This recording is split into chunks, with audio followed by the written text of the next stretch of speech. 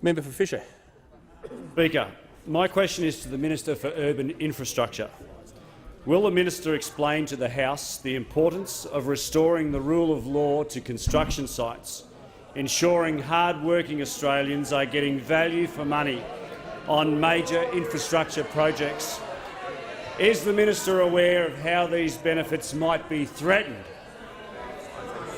The Minister for Urban Infrastructure. Well, I do thank the member for Fisher for his question. Of course, he brings enormous and relevant experience to this chamber as not only a former barrister but as a former builder.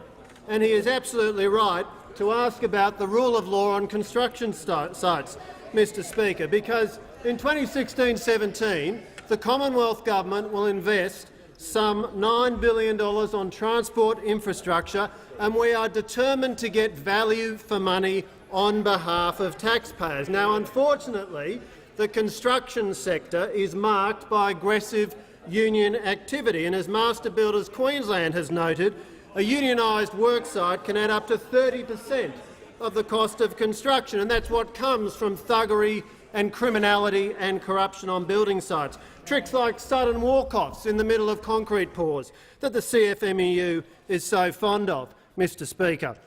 That is why it is so important to re-establish the Australian Building and Construction Commission and the rule of law on building sites.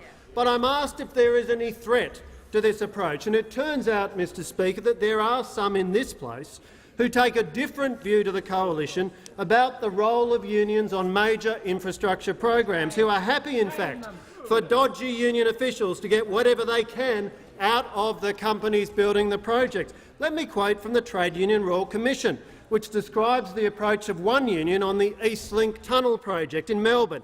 In 2005, there was an agreement to pay $100,000 a year to that union by Tees John Holland, disguised by false invoices. And let me quote, "The genesis of the agreement was a proposal by Mr X."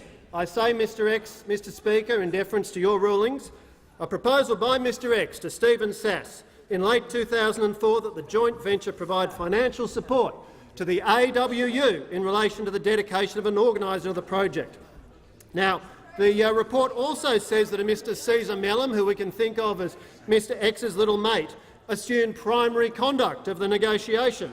And the case study gives us an approach into the principles followed by Mr X, by Caesar Mellum and by all of the gang at the AWU, the CFMEU and all of those other unions.